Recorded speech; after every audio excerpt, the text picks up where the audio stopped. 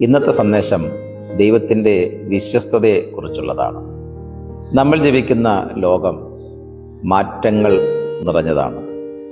ഇന്നുള്ളത് നാളെ ഇല്ലാതാകാം. മനുഷ്യരുടെ വാക്കുകളും വാഗ്ദാനങ്ങളും പലപ്പോഴും മാറിയേക്കാം. പക്ഷെ ദൈവം ഒരിക്കലും മാറുന്നില്ല.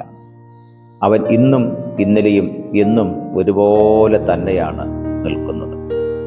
വിലാപങ്ങളുടെ പുസ്തകം 3-ാം അധ്യായം 22-23 ഇങ്ങനെ നാം വായിക്കുന്നു: നാം മുടിഞ്ഞു പോകാതിരിക്കുന്നത് യഹോവയുടെ ദയയാകുന്നു.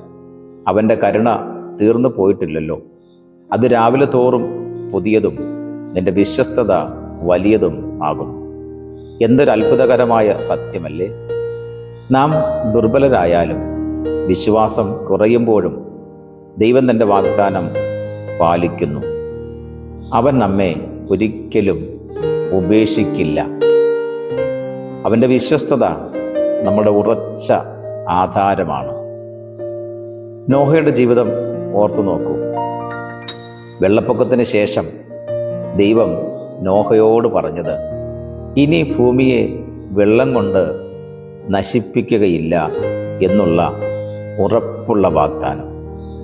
ദൈവം അതിന്ന് വരെയും പാലിച്ചുകൊണ്ടിരിക്കുന്നു.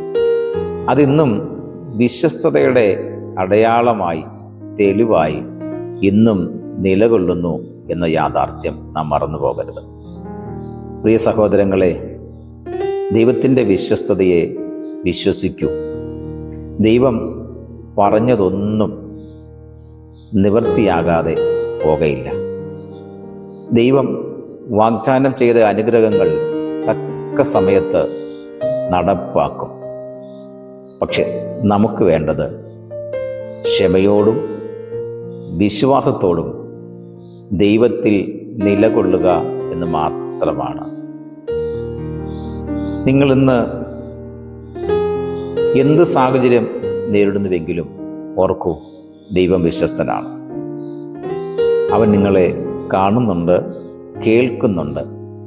നാം അറിയാതെ നമുക്ക് വേണ്ടി ദൈവം കരുതുന്നുണ്ട്. അതിനാൽ ധൈര്യമായിട്ട് മുന്നോട്ട് നടക്കുക.